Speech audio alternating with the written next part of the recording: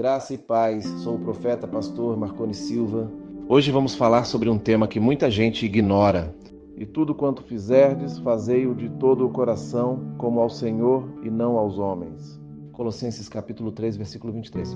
Esse versículo nos ensina que até as pequenas atitudes podem se transformar em sementes de honra diante de Deus.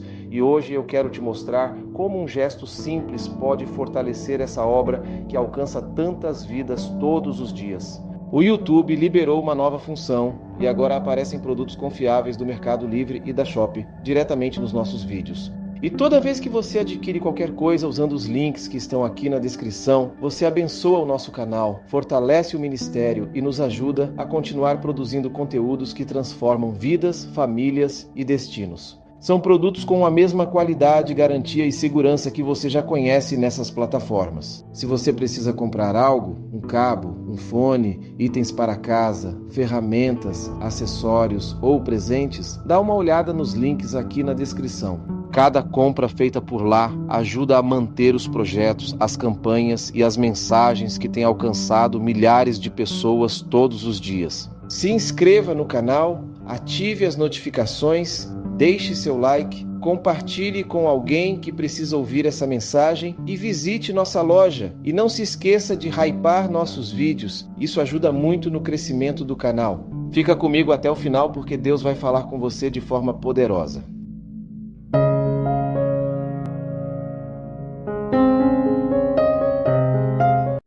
Uma vez, pastor, tu lembra uma vez que na Debrais tu estava pregando uma mensagem muito boa, mas em um momento da mensagem tinha citado alguma coisa da Ivete Sangalo.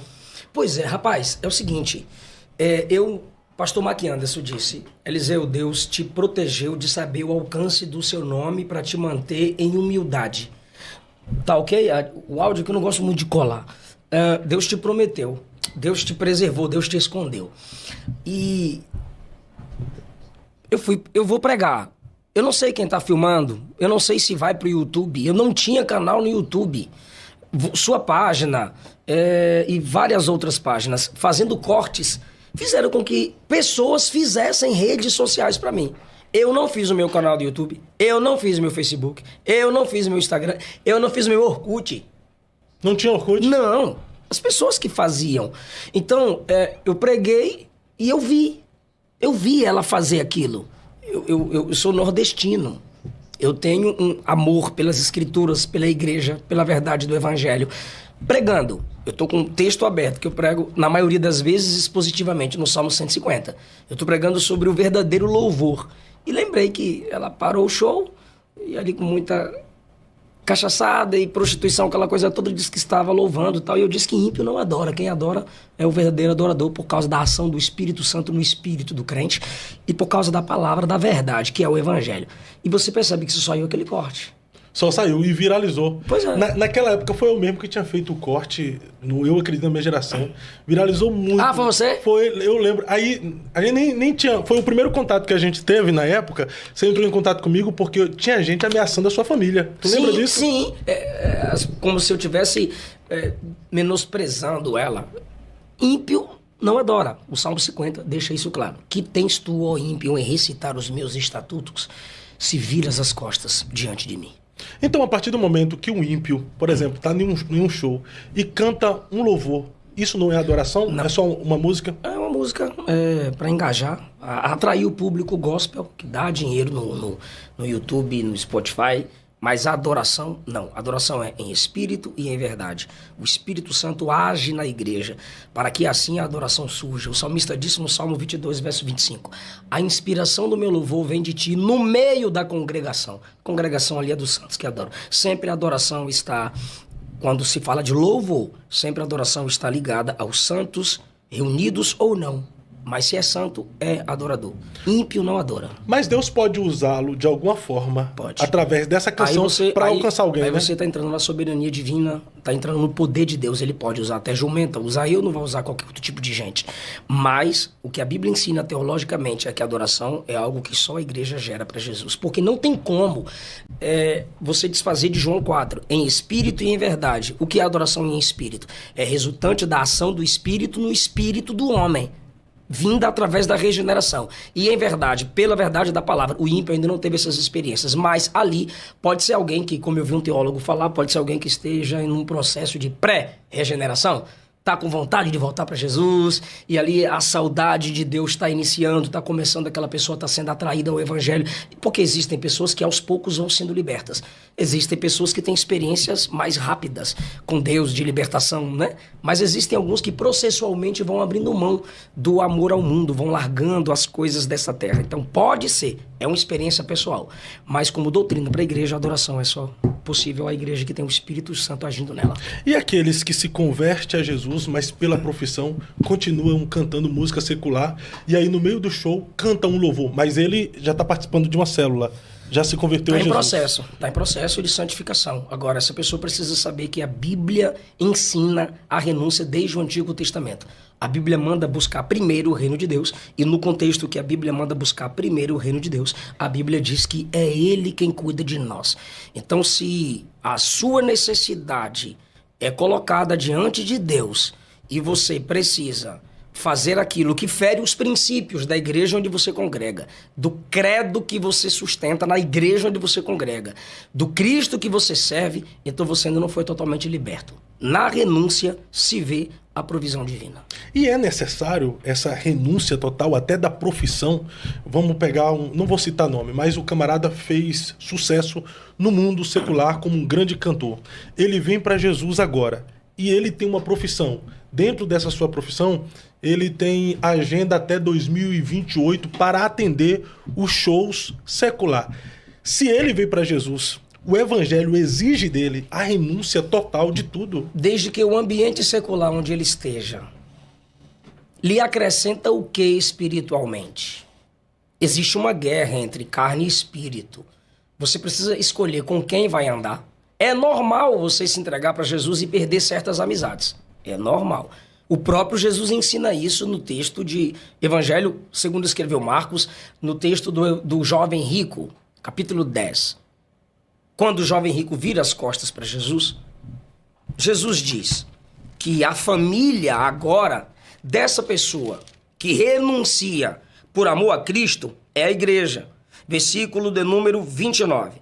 Em verdade vos digo que não há ninguém que tenha deixado casa, irmão, irmã, mãe, ou pai, ou filho, ou campo por causa de mim e do evangelho, que não receba 100 vezes mais agora no presente em casas, irmãos e irmãs, filhos e campos com perseguições, e no mundo vindouro a vida eterna. Esses 100 vezes mais aqui é a igreja. Aí temos um segundo ponto.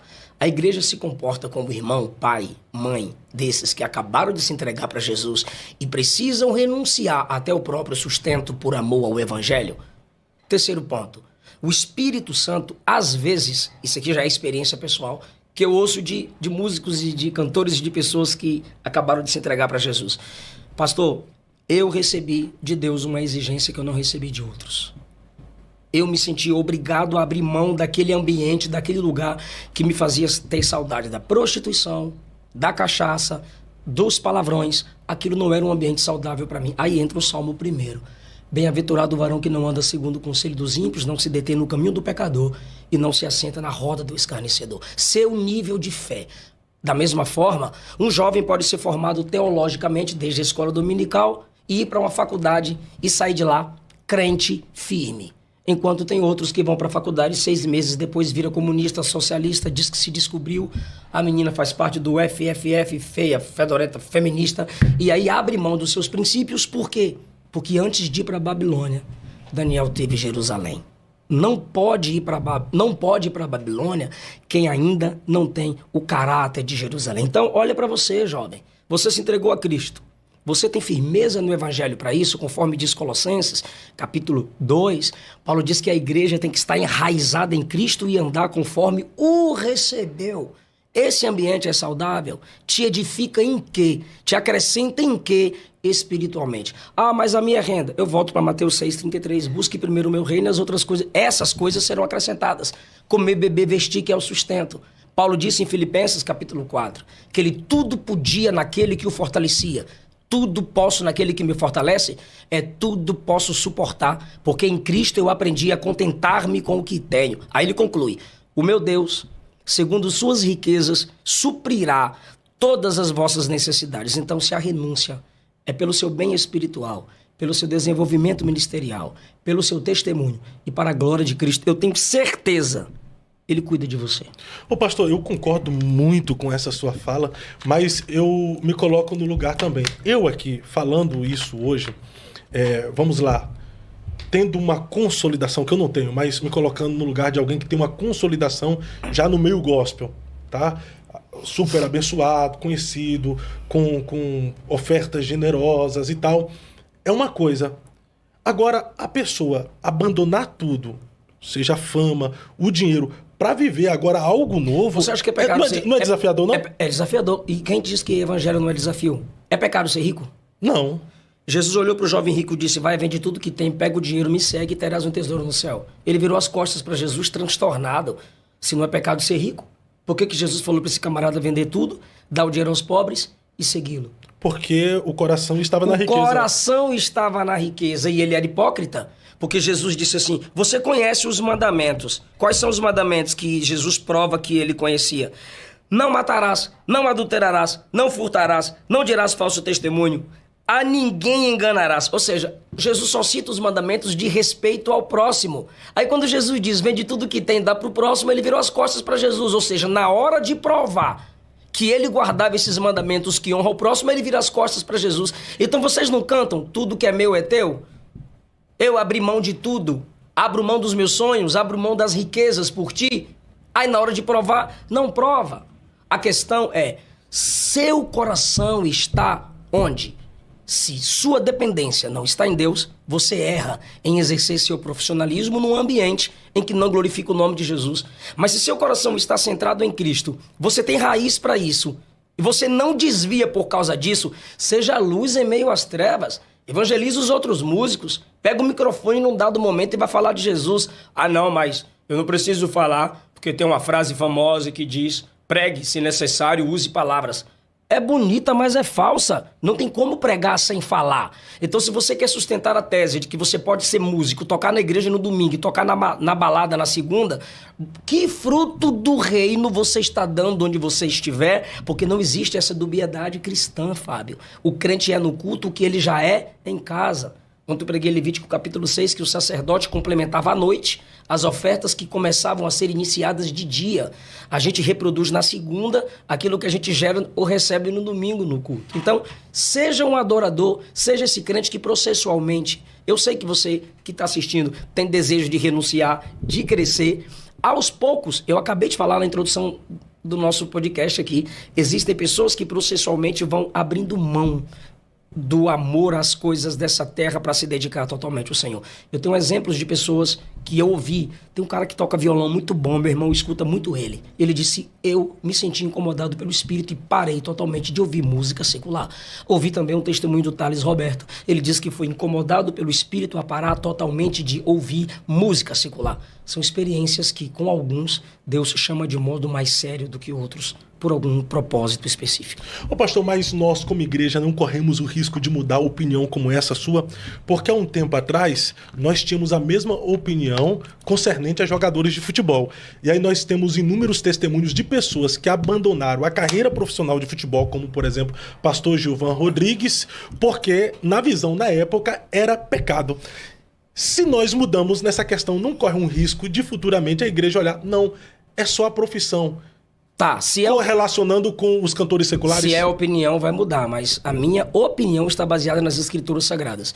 Se aquele ambiente não produz nada de crescimento na vida desse músico e ele está se entregando a um ambiente que o faz desviar, pelo Salmo de número 1, ele é responsabilizado. A questão do pastor Gilvan Rodrigues é totalmente diferente, pois o chamado dele é ser pregador, não empresário, não jogador, não investidor. O Kaká, grande homem de Deus, lá no meio dos jovens, né?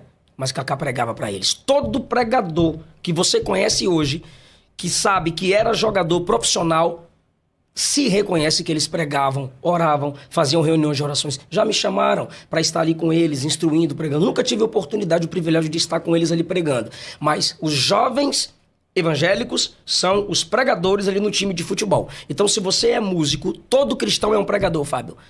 Spurgeon disse, se você é crente e não prega, você não é um verdadeiro cristão, você é um impostor no meio de nós. Então, se você foi salvo em Cristo, você tem uma missão de atrair aqueles que te cercam para o evangelho.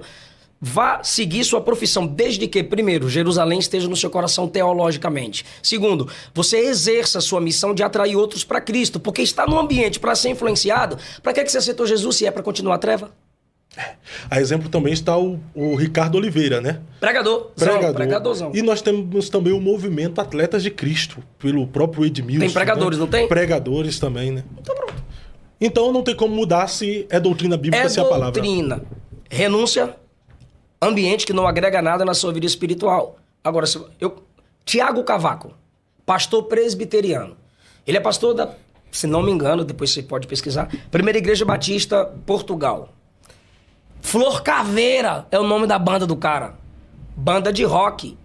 Quando eu postei o banner que eu ia pregar com a banda Flor Caveira, um monte de crente, sem saber do que se tratava. É uma banda que toca em bares. É uma banda que toca para ímpios, apresentando o Evangelho de Cristo.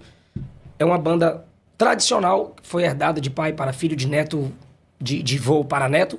E eles continuaram com a banda. É um grande pregador, um exímio pregador. Depois eu te mando o Instagram dele. Mas faz parte dessa banda. Os caras, tudo para nós assim, esquisitão, tal, mas tocando, cantando e ganhando almas para Cristo através do evangelismo e através do profissionalismo musical. Graça e paz, povo de Deus. Eu sou o profeta pastor Marconi Silva e nós estamos com a campanha 30 dias no Salmo 17. Temos certeza que o aprendizado, que o ganho espiritual vai ser grande e a prosperidade também na sua vida. Participe conosco. O link da playlist está nos comentários fixado e também na descrição desse vídeo você encontra outras playlists para participar. Venha mudar a sua vida e declare nos comentários de cada dia da campanha que você assistir: Deus muda a minha história. E eu tenho certeza absoluta que aquilo que você profetizou, com fé, eu determino em nome de Jesus que já está acontecendo. Campanha do Salmo 17.